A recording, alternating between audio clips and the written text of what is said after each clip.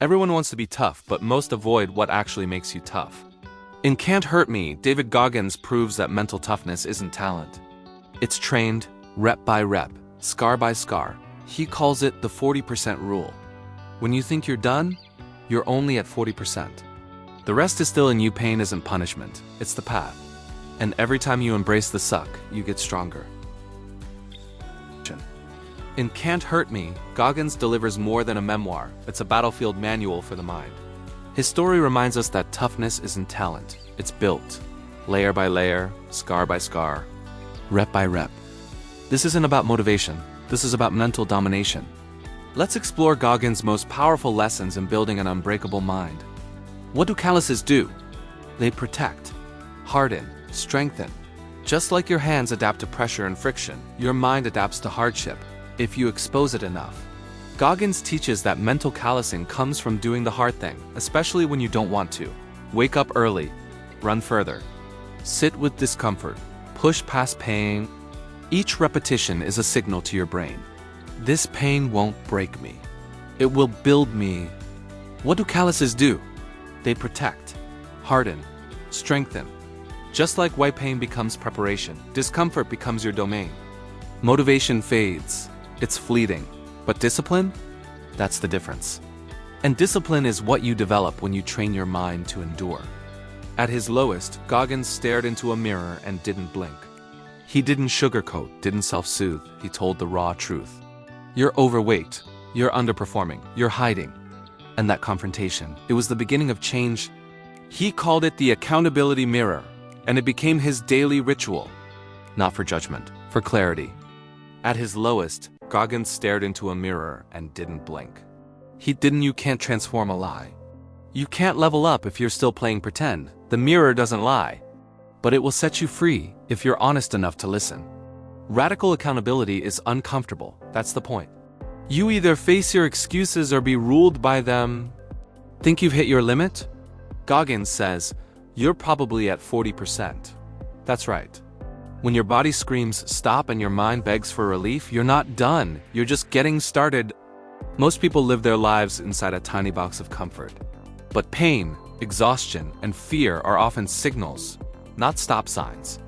They're alerts from the brain. Danger, unknown zone. But unknown doesn't mean unsafe. It means growth. The 40% rule shatters your illusion of limitation. It proves that when you think you're maxed out, there's still 60% of you left, untapped, untrained, and waiting. Goggins didn't run ultramarathons because he loved them.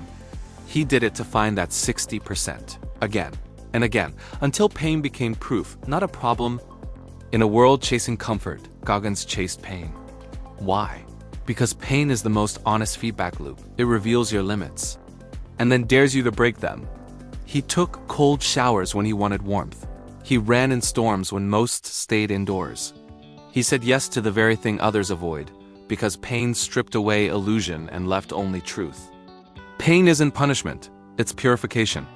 It removes the lies we tell ourselves and replaces them with grit. And when you choose pain voluntarily, you stop being a victim of it. Goggins didn't just build a stronger body. He built a bulletproof identity. From the scared kid trapped in trauma to the relentless warrior running on fractured feet, he reshaped his internal narrative. I'm not broken, I'm becoming. That's the secret. Your identity isn't fixed, it's forged. And every hard choice hammers it into shape. Goggins didn't just build a stronger body. He built a bulletproof identity. You don't just need stronger habits. You need a stronger story. Start with this: I do hard things, I don't quit. I'm training, not just surviving. That mindset, repeated and reinforced, becomes your new baseline. And from there, you can climb any mountain. Repetition isn't glamorous, it's grueling. But in Goggins' world, it's everything. The reps you put in, day after day, are what separate the wishful from the warriors.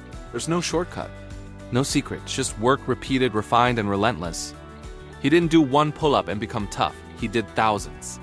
Not because he enjoyed it, but because each rep chipped away at weakness and built resolve. The grind is the teacher.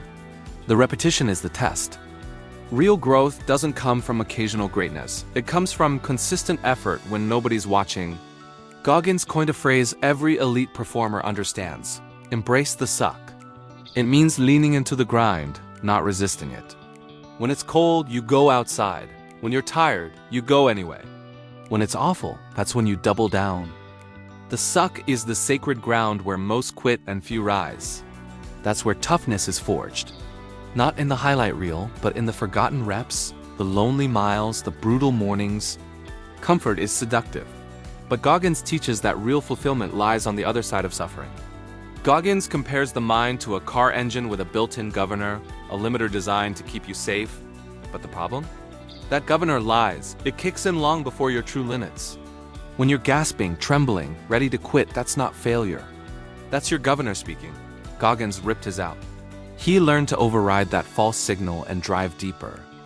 If you want to grow, you have to identify your own mental governors and learn to push past them.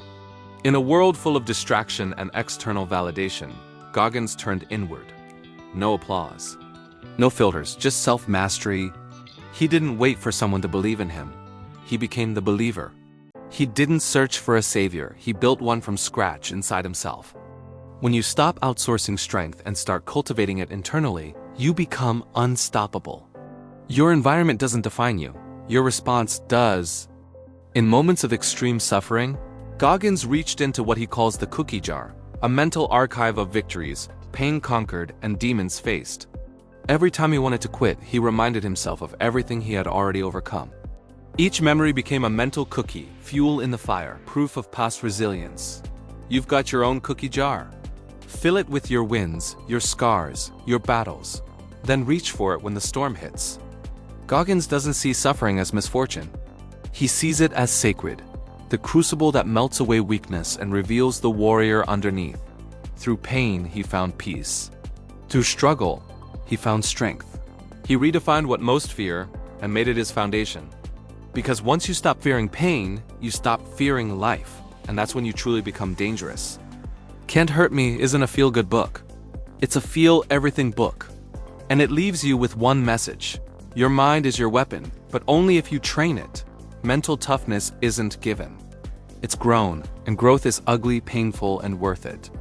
Discipline isn't something you wait to feel. It's something you do anyway. Pain isn't the enemy, it's the entry point. And the mountain in front of you? It's yours to climb one brutal step at a time. So next time you feel like quitting, remember, you're only at 40%, and the rest of you is waiting. If this lit a fire inside you, hit subscribe. In our next episode, we'll unpack The Mountain Is You by Brianna Wyest, and how to stop sabotaging and start rising. Until then, stay honest, stay hard, and stay in the fight.